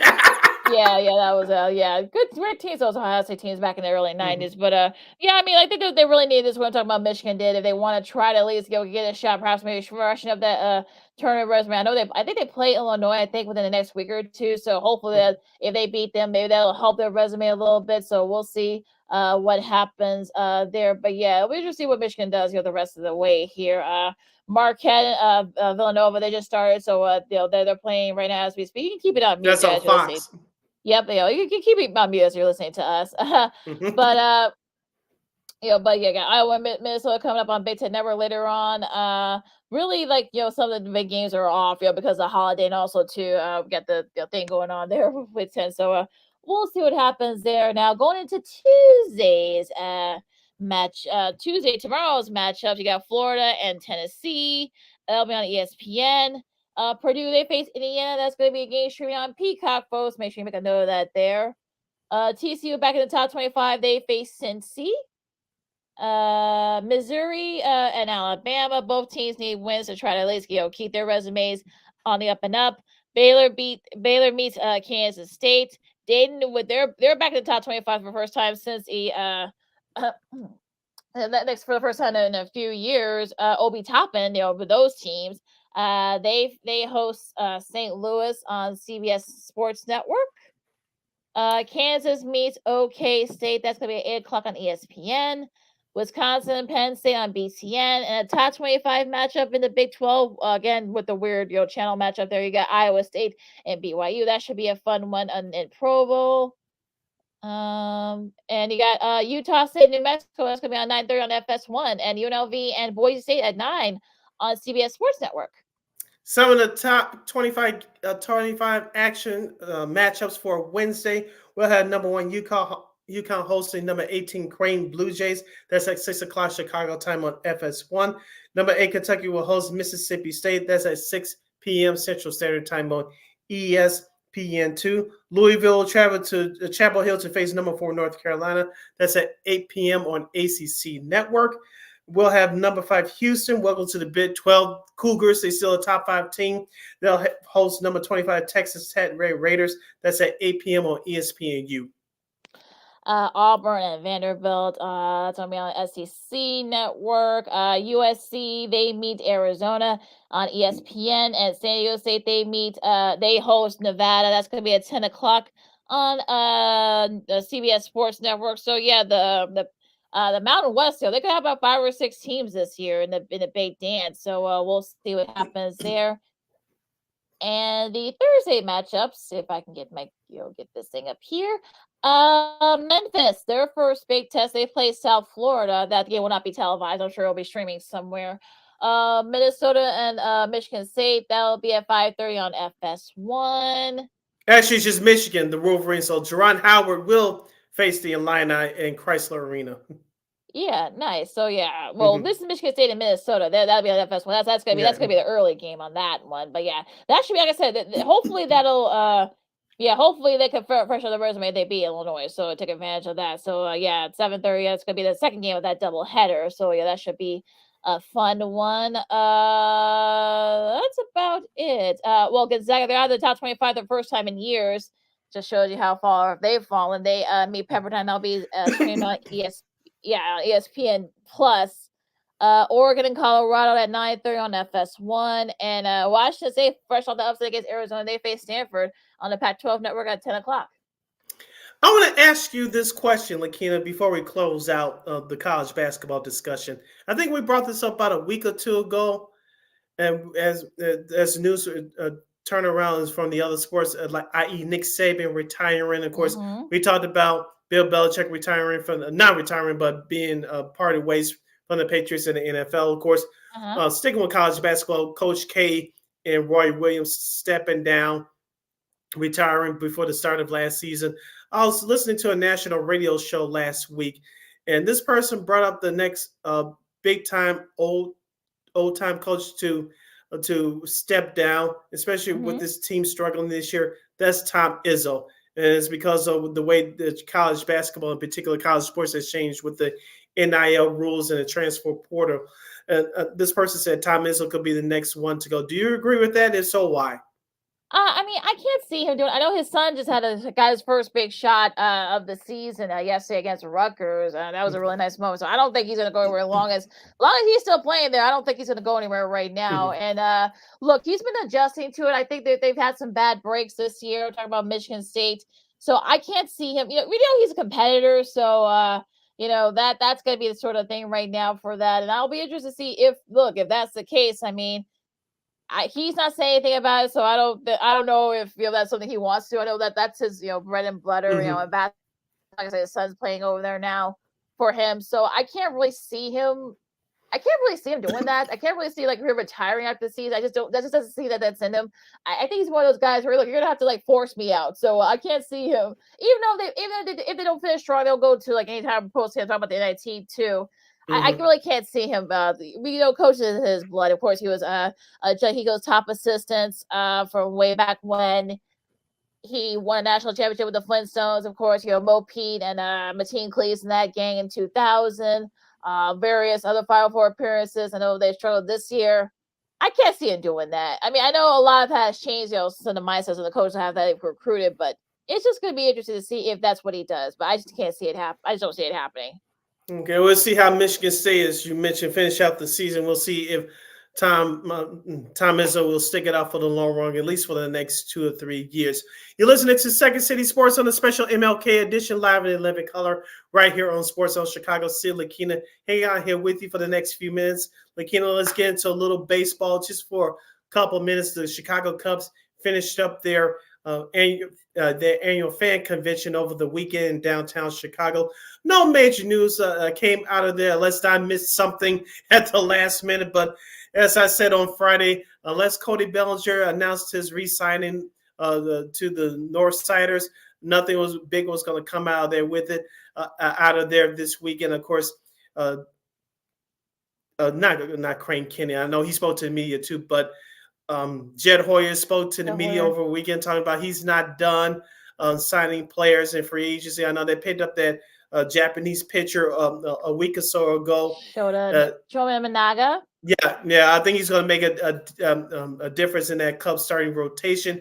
The Cubs still have some work to do in their bullpen. I know Marcus Stroman is now a New York Yankee. Congratulations to him on that. But they still need a third baseman unless you're going to try out Nick Madrigal once again. I don't know. That's a good idea. You should put Christopher Morel there. I don't know. But you still need a third baseman. You still need to fill out the rest of that starting rotation. You still need to fix their bullpen, i.e. their middle relief. But Lakina, I think it's going to come down to when will Cody Bellinger sign that contract, because I know there's still a couple of teams out there for services, but as we see right now, his price was too high. And we'll see what Asia Scarborough Boras does in the next few weeks. Because they report, I think, in exactly 1 month from now. Well, it's gonna be interesting. I know people have always a huge jet of not playing checkers, where else playing chess. I mean, you saw who he learned from. You learned from Phil Epstein, one of the best front office guys ever. Right? I think he knows what he's doing too. I'm talking about Jed, so he's gonna show you that. Look, I'm no slouch. So I know he's playing this very well, and the Bellinger's price is way too high. No one's able to pay all that money. The Yankees say, you know what? Look, we'll just get Juan Soto and we'll sign him to a new extension. And other teams, the Mets have already got their guys signed. So yeah, he really is running out of teams to go to. So he might have to go back to the Cubs to get sign that a lot of incentives, all of the incentives late in deals. So that's probably what he's going to have to do. So it's gonna be interesting to see if that's the case there. I know Matt Chapman's on there, is being floated around as well for the Cubs too. The Shota Monaga trade. I mean, I've seen clips of him on YouTube. I really like how he pitches. He's got that that nice quick release. So and a great change. So and to me, you saw him sing. Well, not recite. He didn't really sing it, but that was really cool. How he already gets the Cubs culture. That's actually pretty cool. But yeah, I don't think Jed Hoyer. I think he has something very big up his sleeve. We just don't know what it is yet. Like look what happened last year with Fantasy Squad. No one really saw that coming. So I think Jed has something up his sleeve. I think he's got something up his sleeve that we don't know about yet. Would it be a big trade? I'm not going to say for Pete Alonso with the Mets, which was rumored about in the beginning of this offseason, but he signed a new contract. I'm not ruling that out either. Not particular Pete Alonso, but I'm not ruling out a big trade either. Yeah, so remember he just signed a new contract. I think a 1-year deal with the Mets, so I don't see that really happening. So, but yeah, he might. Again, we'll have to wait and see. Like I said, I think Jed has something up his sleeve. We just don't know what it is yet. Some breaking news here. Caleb Williams makes it official. He is going to the NFL. So, for I guess all that stuff's been going around about what his dad said or whatever. Although he's not going to play for the Bears drafted him, blah blah blah. I guess he already I'm glad he finally put all that stuff to rest. Here's the thing. I know we're going to talk about it for the next 3.5 months, Lakina, but I promise we won't do it on every show. We promise y'all that. But if you're the Bears, do you trade that number 1 pick? Do you? Look, I mean that's something that Brian Poles is gonna have to figure out, and I don't think he's really decided yet. So we'll have to see what happens with that. So yeah, I mean I know there's gonna be a lot of teams that are gonna be calling him. I can see him perhaps keeping the pick and drafting Williams. So this is gonna be like a first base step. So we'll see what happens after that. Now Washington, it didn't take too long for Washington to get their new head coach. I'm gonna get his name up there in a second. Jake Fish, who of course led Arizona to one of their best seasons in a few years. So look, he's got the resources. He knows how to win in the Big 12. He was assistant for many years in the Pac-12. So yeah, what do you think? Coming, Jed Fish. What do you think? Him going to Washington? Let's see what happens. I believe Washington's moving to the Big Ten next year as well, correct? Along with Oregon, USC, and UCLA. So, just like those other schools I just mentioned, great hire for Washington, but you got tougher competition on your hands going to the big boys next year with, of course, Michigan, Ohio State, and Penn State, and others in Wisconsin as well. So, in Michigan State, should they get back on track after having a terrible year this year? So, it's going to be tougher competition ahead. I just hope these West Coast schools are ready for it.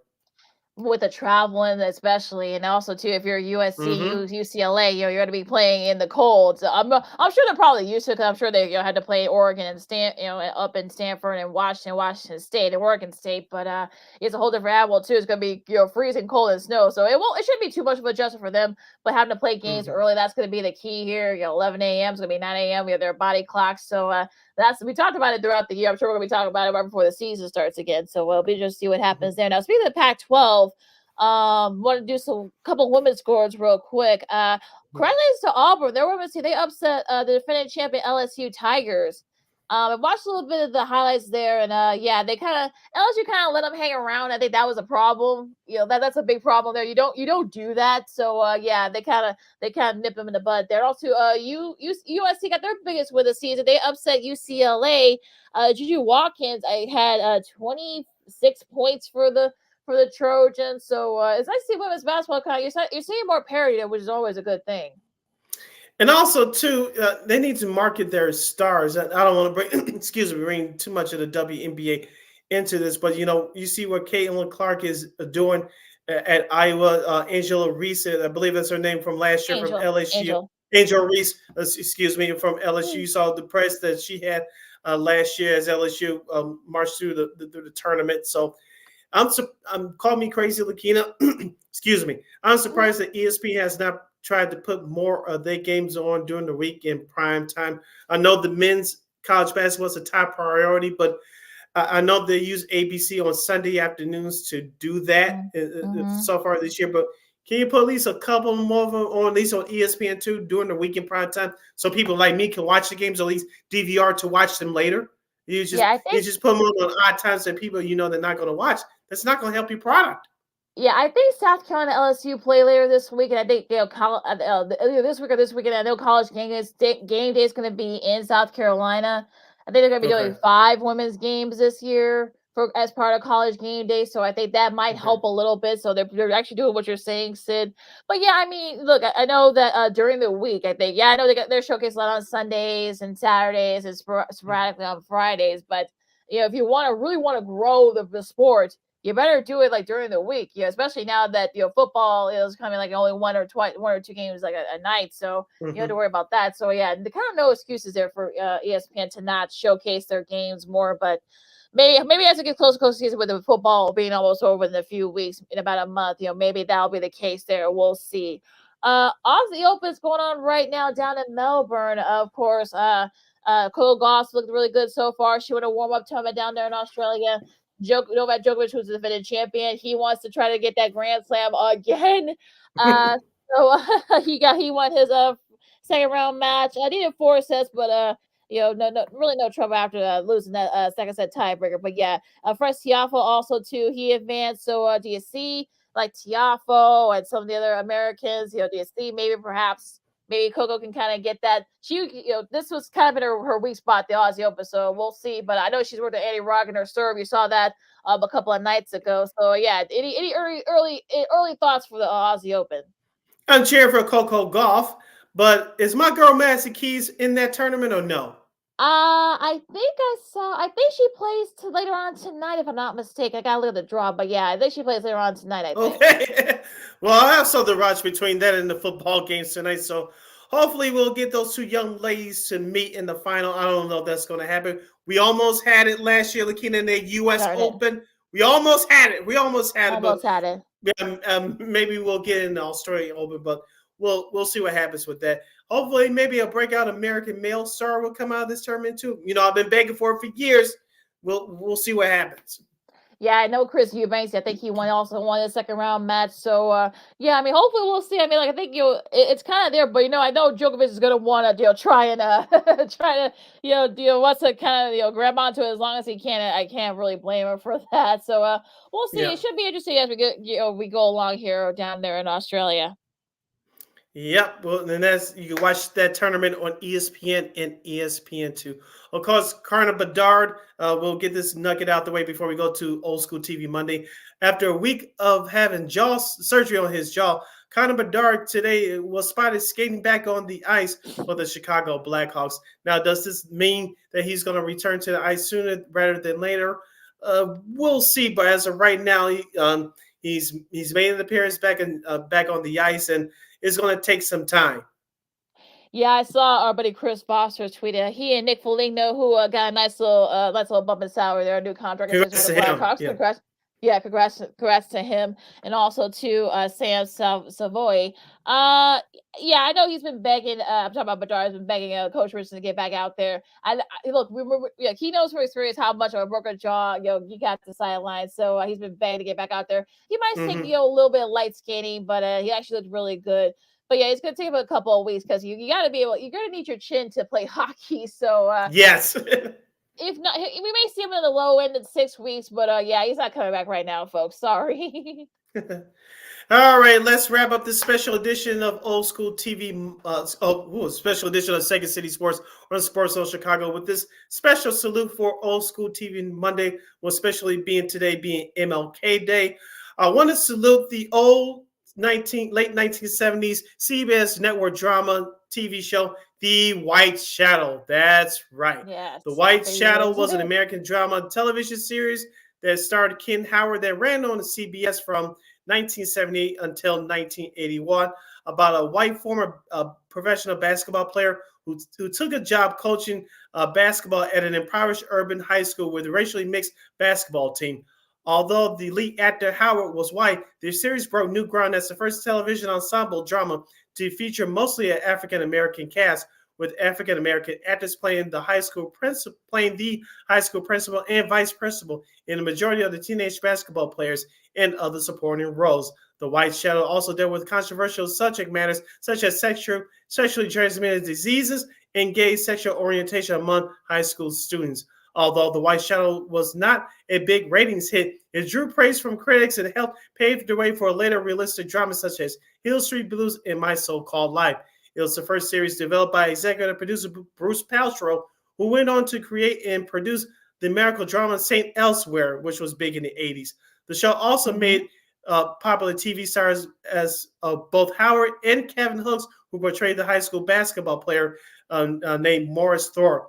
In the years since its cancellation, a number of journalists have praised the show. In some cases, recall being fans of the show as children or teenagers. In particular, sports columnist Bill Simmons has written about the show's strong influence on his life.